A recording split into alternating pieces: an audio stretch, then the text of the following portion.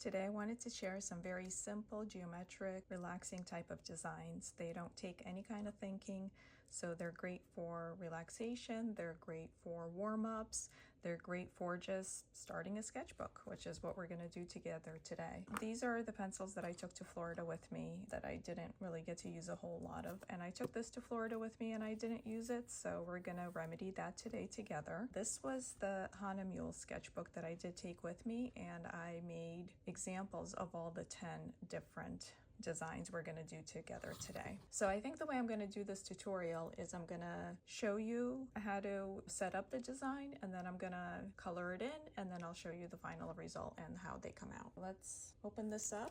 Isn't it exciting opening new sketchbooks? This is an art creation sketchbook, and it has 140 GSM paper, 94 pounds. It's not very heavyweight and it's not for watercolors, but it does hold up well to things.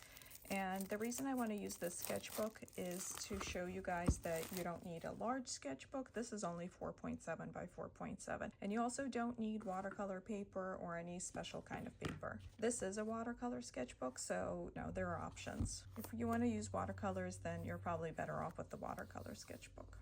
Ooh, it's so pretty and new. Design number 1, it's this guy. And the way we're gonna do this, I'm gonna go ahead and use a watercolor pencil for this one. And the reason I'm using a watercolor pencil is that when I wet it, it's gonna blend in nicely. And for some of them, I might use watercolors, or I might use colored pencils, or I might use markers. Whatever you have is gonna work. So the way to do this one is just make random dots all over. It doesn't really matter. Just wherever you feel like making a dot, make a dot, be totally random. There doesn't have to be rhyme and reason. The only thing to think about is just how involved do you want the design to be, like how much work do you want it to take? And then you just connect the dots. You connect all the dots. There's no thought required for this process. You're just literally making random dots and then connecting them. And that's pretty much it. You don't have to be too precise. You don't have to do a very good job with it. There's no specific way it has to come out. I'm just connecting them very randomly because not all the dots are connected to all the other dots. So I guess it doesn't really matter. When you see 2 dots that seem like they would do well connecting, then just connect them. If you quote unquote mess up, it doesn't matter either. And you can even make it so that the lines go under the thing if you want. And I'll show you later. I did it in my larger art creation sketchbook too, so there are ways to make it bigger, and it comes out nice that way as well. I'm just making them smaller for the video so that they're quicker, but also they work nice in the smaller format if you want something quick and easy. Just drawing these lines is kind of meditative. It would probably be more meditative if my cat wasn't meowing at me so much. I think she wants some attention. She's very demanding. I just adopted her in January, and she really likes to cuddle and get a lot of attention. But she was just on me for quite a while, so I think she'll be okay for the duration of this video. And if you want some of the lines to go under, that's fine. You can also make them go kind of over 2 things if you want, but you don't have to, but you could. Let me do one just to demonstrate it. That's what I meant. Then you get kind of an overarching sort of, like a larger one that just sort of folds over them. That's it for that one. Here's number 1 all done. This is a couple days later, so that's what I'm gonna do for the rest of the video. I'm gonna put in little clips of the finished piece right after each one that I introduce. And just to kind of summarize the whole thing, all 10 took less than 2 days. It took me 1 evening's worth of doing art and some daytime doing art the next day. It was a weekend. It is a weekend right now. It did take a few hours, but I did 10 of them, and I put a little bit more detail into them just because it was for the video. In my other art creation book, I have 2 more examples. I think it's kind of a cool look, depending on how much work you want to put into it, you can do more shading. And the shading on these is really easy. You just sort of darken the edges, really. It just kind of looks like it just folds into itself. And all of these I colored in with my Prima watercolors for the most part. In that palette, there are a couple other brands, but really they're mostly like student grade crafting type paint. Because for these art creation sketchbooks, you really don't need super high quality paint because this type of paper doesn't let the qualities of the watercolors show through anyway. So it's basically just color. So any type of paint, your cheapest paint will be just fine on this kind of paper. Now on watercolor paper, it is nicer to have better watercolors. I think these are the granulating paints from Schminke. They kind of have more texture. And as you can see, if you have like a bigger sheet, you sort of get more for it. It just depends on how much time you want to put into it. Design number 2, we're gonna just literally make a squiggly line. It's upside down now, but it doesn't matter. That's it. That's all there is to it. Some people then do like all sorts of different things to it, but I like to keep it super easy and simple. So literally just draw a squiggly line and connect it, and that's that. Number 2. That's how that one came out, and I didn't want to do too much with it. I kind of like the sort of sparse, minimalistic kind of look with not adding any more lines or details, but just kind of having this flowing design. But you can do a lot more stuff with it. These are a couple examples in the larger art creation sketchbook, and this is a watercolor sketchbook using granulating paints. I did outline it in red Posca when I was done with it. So it just depends what kind of look you like. This was made using regular pencil, so the lines, the watercolors didn't go over it, whereas this was watercolor pencil, so it dissolved a little bit into the watercolor. And again, here's that one that we did together. So depending on how much detail you want is how big you make the line or how long you make the line. If you like it to cover most of the page, you can, or if you like having some open space, this one has a lot of open space. It just depends on what kind of look you want. Number 3, we're gonna do the dots again, but this time we're gonna make the dots and we're gonna connect them with lines instead of half circles. So literally, we're just connecting all the dots again, but now with straight lines. And it doesn't matter what order you do them in, you just connect them all. Unlike with the squiggly lines or the previous one, we didn't necessarily connect them all if they didn't fit, but this one we do want to connect them all. If we want it to be a more kind of pointy shape, when you're done with it, you can just sort of do that too. Okay.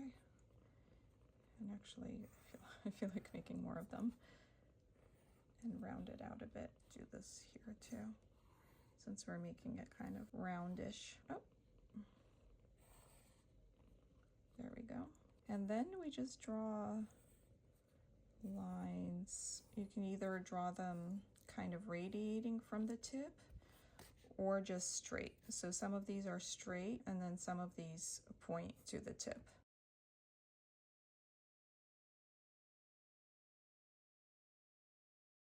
You just want to kind of alternate the direction occasionally just to sort of give it more contrast.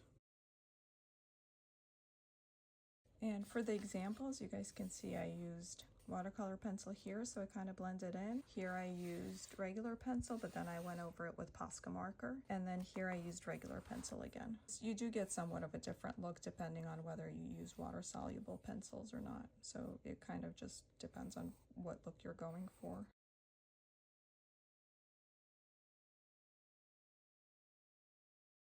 That's that one.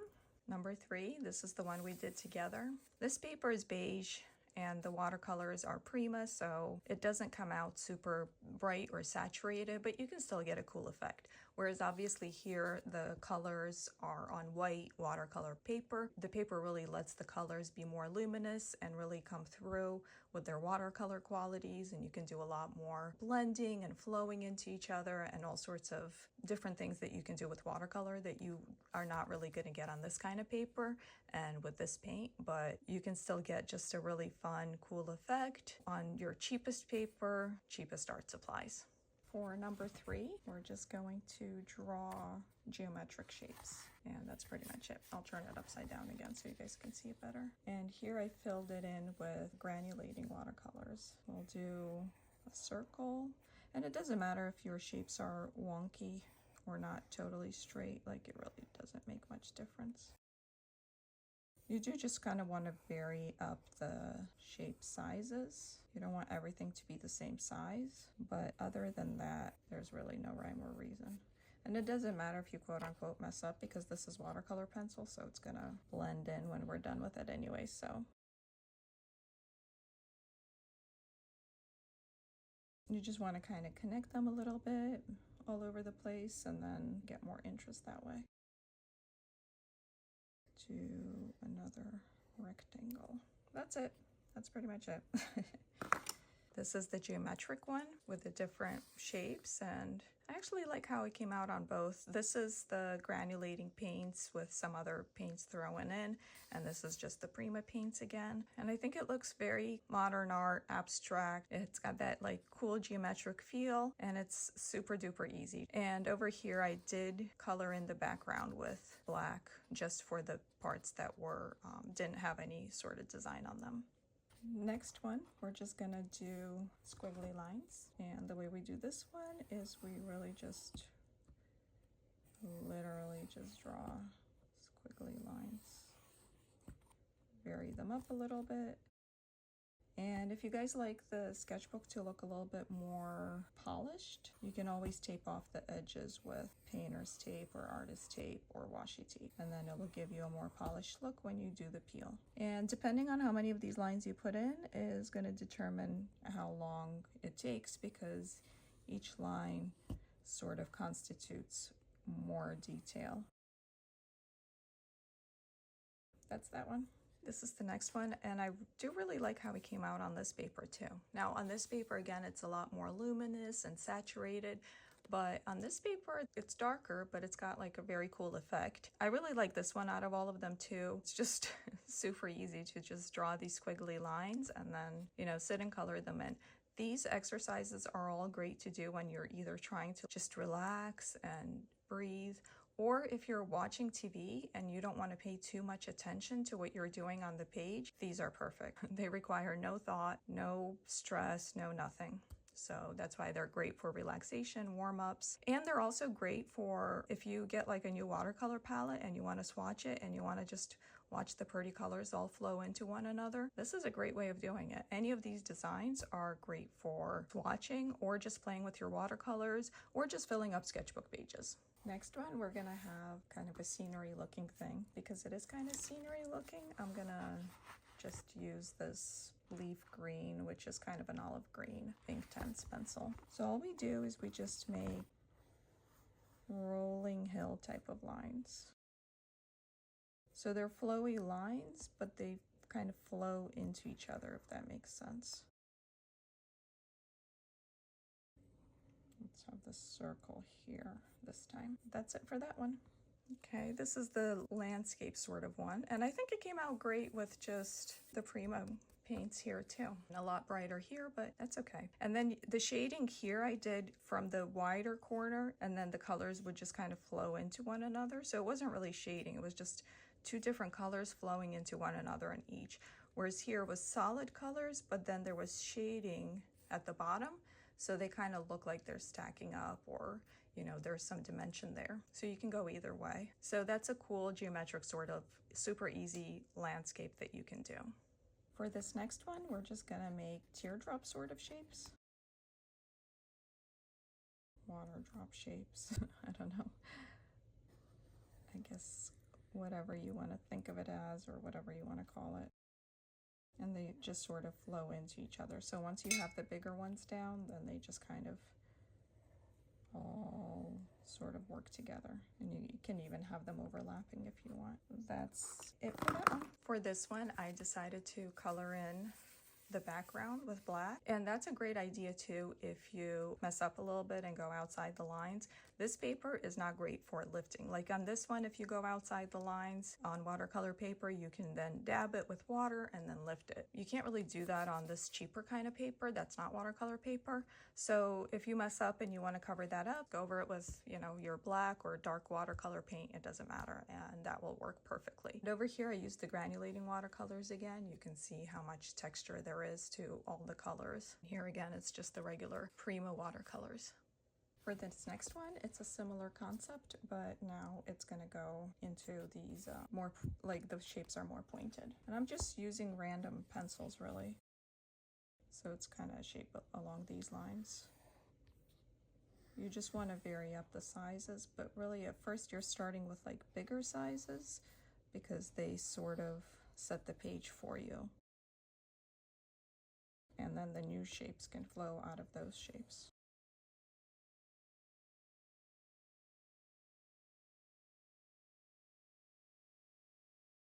And the beauty of it is it can kind of come out looking different each time. It doesn't have to look exactly like this one. So that's it for that one. That's this next one. I did the background in 2 colors, I think. I think I did a pinkish color at first, and then I went over it with black, so it created kind of like a brown sort of granulated effect. Again, you can always just choose different color schemes. Here I was just using the granulating paint again, but you can do different color schemes, like if you wanted it all to be just black and red, or just dramatic, or just soft blues and lavenders. You know, you can just try different effects every time. And these are also a great way to use up like your cheaper paint and put them to good use. For the next one, we're going to draw rectangular shapes that sort of meet in the corner. So what I mean is they're all more wide at the bottom and less wide at the top.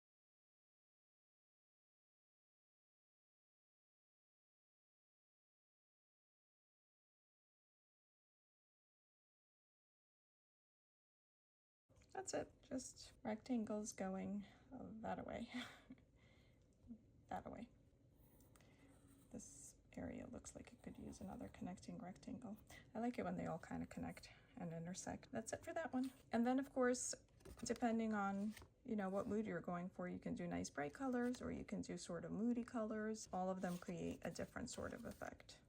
I think I like both, with the colored and darker background and the white background. Now this one of course is kind of better because it's, first of all, it's a larger sheet of paper, so you get more of like a sense of movement here. Also, again, with the watercolor paper and the luminous colors, the clarity and luminosity and brightness comes through, whereas here you're not going to get that. It's just much flatter, solid kind of blocks of color. But I think both of them look good, and it's such a cute way to fill up like a small or a large scrapbook page. Obviously super duper easy.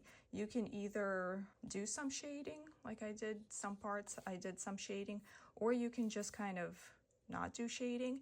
And then the other thing you can do with this one is you can either just fill up all of these different, you know, where they overlap, you treat it as its own separate area and color it in with like a different color like I did here. Or if you have good watercolor paper, this won't really work on this kind of paper, but if you have good watercolor paper, you can do glazing with this design, where you lay down, like, let's say yellow, and then over here would be blue, and then where they overlap, it will create that optical mixing effect where you get a green just because they're layered over each other and watercolors are transparent. With this technique, you can do a lot of glazing and optical mixing. Not on this kind of paper, on this kind of paper. So I think this one is a really fun one as well. Last one, number 10, we're gonna just draw random wobbly shapes that almost look like pebbles, maybe, would be a good way to think about them. We just start looking to fill up the area. Not a whole lot of thought other than filling up the area with shapes.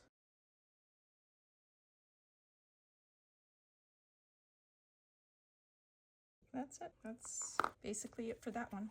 This one I think comes out much better if you do color in the background, so I colored in the background for both of them. It does look better when you leave less space between them, but it's fine either way. They just kind of look like little gemstones coming out through a dark void.